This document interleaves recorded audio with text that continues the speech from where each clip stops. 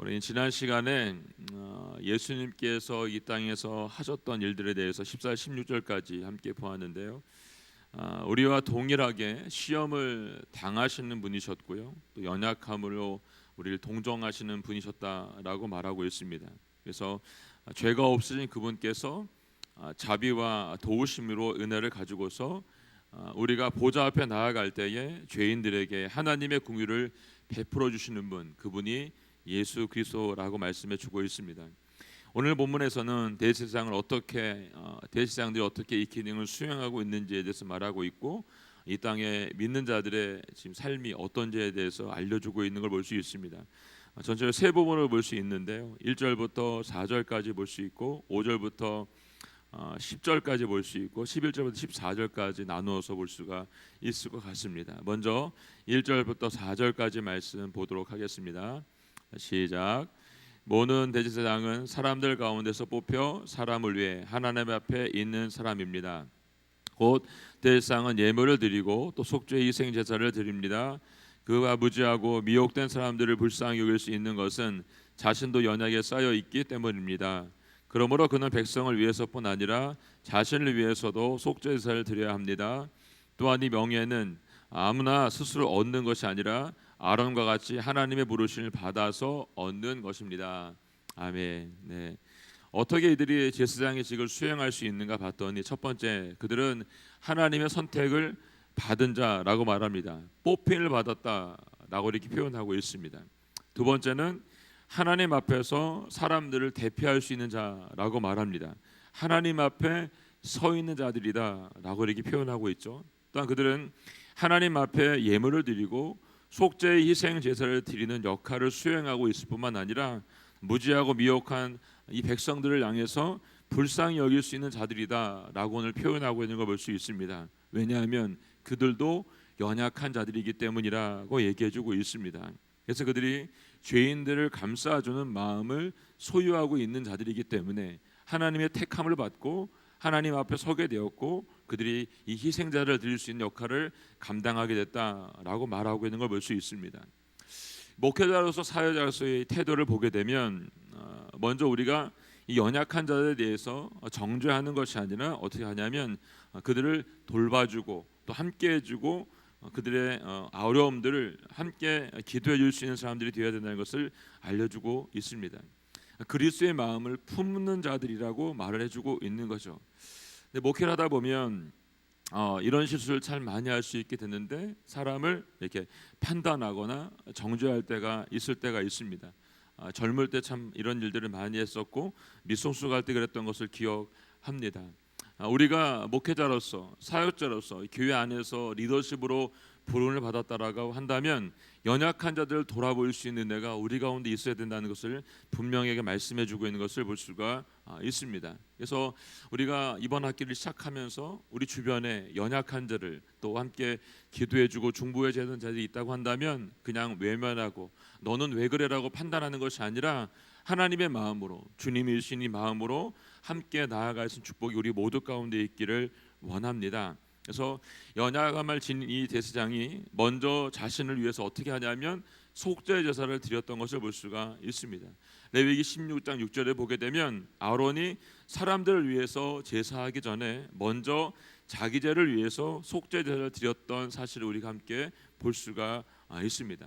또 제사장의 직분이 아무나 할 수 있는 것이 아니라는 것을 오늘 우리에게 말씀해주고 있는 것을 볼 수가 있습니다. 그렇게 우리가 스스로 이것을 할 수 있지는 않다는 것을 말해주고 있습니다. 반드시 어떤 일이 있어야 되면 하나님의 부르심이 있어야 되는 것을 알려주고 있는 것이죠. 사람이 임의로 제사장직의 일을 감당할 수 없습니다. 그럼 어떻게 되냐면 재난을 당해서 넘어질 수밖에 없다는 것을 분명하게 우리에게 알려주고 있습니다. 좋은 예가 있죠. 사무엘상 13장 8절로 15절에 보게 되면 사울이 전쟁을 치르기 전에 제사를 드리길 원했는데 사무엘이 오지 않게 되자 어떻게 했습니까? 그가 스스로 제사장이 되어서 그 제사를 드림으로 말미암아 왕의 자리에서 끌어내려지는 그 안타까움을 볼 수가 있게 됩니다. 여러분, 우리가 교회 안에서 직분을 받는 것은 내가 하는 것이 아니라 하나님께서 우리에게 주어지는 직분이라는 것을 꼭 기억할 수 있기를 바랍니다. 부르신 분이 하나님이시고 택하신 분도 하나님이십니다.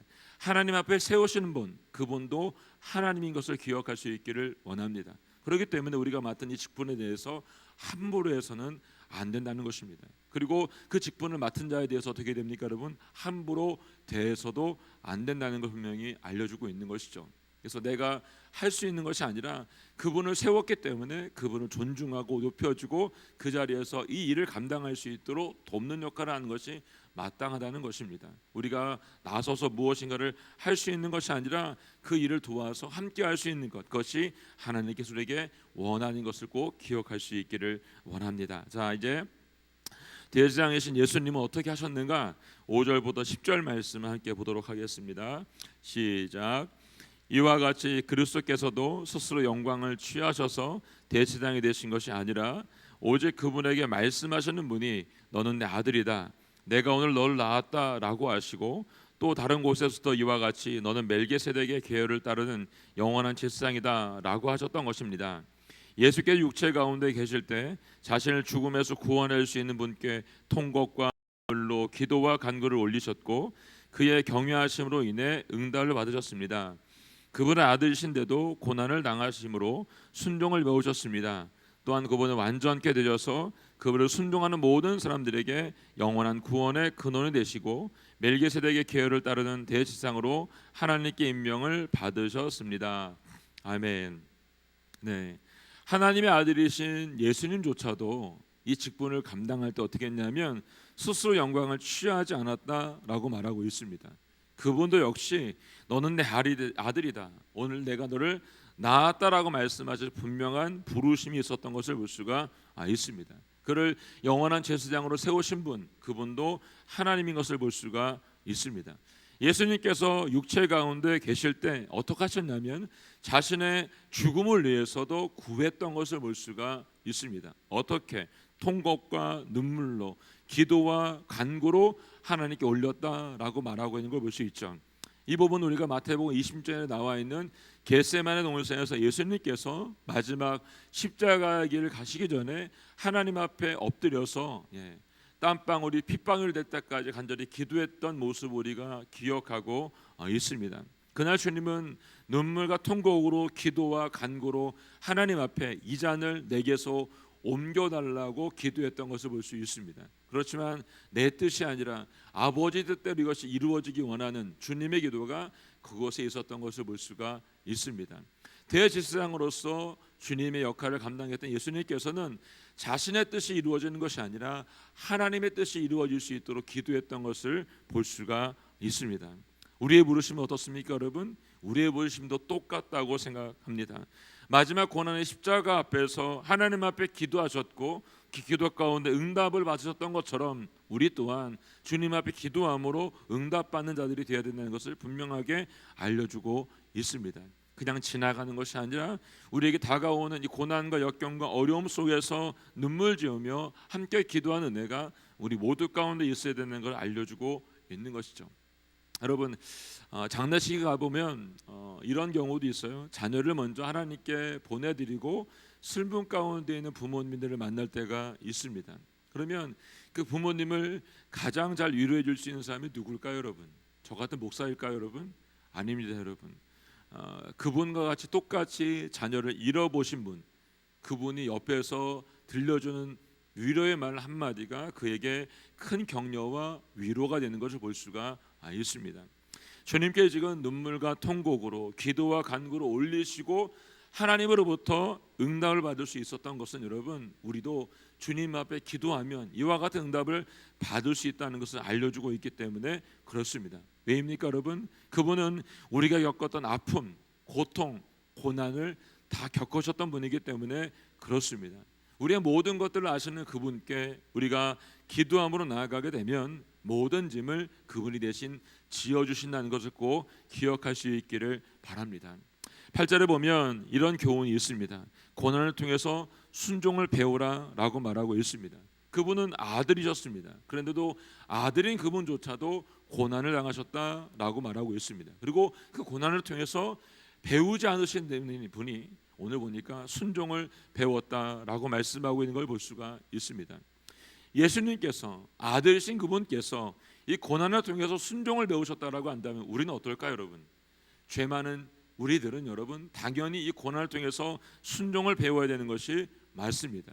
근데 거기에 플러스가 있습니다. 뭐냐면 그분이 완전케 되어서 그분을 통해서 이 순종의 모든 것들을 허락해 준다라고 말씀해 주고 있는 걸 볼 수가 있습니다. 우리가 예수님을 통해서 이 순종에 대해서 구원의 근원을 받을 수 있다라고 말씀해 주고 있는 것을 볼 수가 있습니다. 우리가 해야 되는 건 뭡니까, 여러분? 이 고난을 피해가는 것이 아니라 이 고난이 우리 가운데 왔을 때 예수님께 구하고 함께 이 길을 걸음으로 말미암아 이 순종을 배울 수 있게 된다라고 말해주고 있습니다. 오늘 이 은혜가 우리 모두 가운데 있기를 예수님의 이름으로 선포합니다.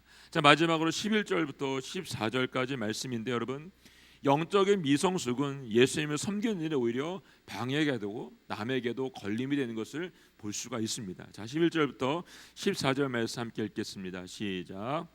멜기세덱에 대해 우리가 할 말이 많으나 여러분이 듣는 일에 둔함으로 설명하기가 어렵습니다. 여러분은 지금 선생이 돼 있어야 마땅한데 누군가 다시 여러분에게 하나님 말씀의 초보 원리들을 가르쳐야 할 형편입니다. 그래서 여러분은 젖만 먹고 단단한 음식은 먹지 못하는 사람들이 됐습니다. 젖을 먹는 사람은 모두 의의 말씀에 익숙하지 못합니다. 그러나 단단한 음식은 성숙한 사람의 것입니다. 그들은 끊임없는 훈련으로 연단된 분별력을 지니고 있어 선과 악을 분별할 줄 아는 사람들입니다. 아멘. 오늘 우리 모두가 여기 말씀처럼 연단된 분별력을 지니고 있어서 끊임없는 훈련을 통해서 우리가 단련되어서 선과 악을 분별할 수 있는 지혜가 우리 모두 가운데 있기를 원합니다. 오늘 히브리서 이 기자는 이미 선생이 되어 있어야 될 너희들이 아직도 어떻게 됩니까? 미성숙하다는 것입니다. 어린아이와 같이, 어린 성도들과 같이 여전히 너희는 문제 가운데 빠져 있다는 것을 알려주고 있습니다. 이것을 갓난아이가 젖을 먹는 것에 비유해서 얘기해주고 있는 것을 볼 수가 있는 것이죠. 여러분, 갓난아이는 태어나면 어떻죠, 여러분? 엄마의 젖을 빨아서 먹는 게 맞습니다. 근데 그 아이가 갑자기 벌떡 일어나가지고 10대 아이처럼 뛰어다니고 딱딱한 걸 먹고 막 말을 한다고 생각해 보세요. 이상하잖아요, 여러분. 근데 10대 청년된 아이가 여러분 여전히 젖을 먹고 있고 누워가지고 아무것도 못하고 말도 못하고 있다고 생각해 보세요. 그건 더 이상하죠, 여러분.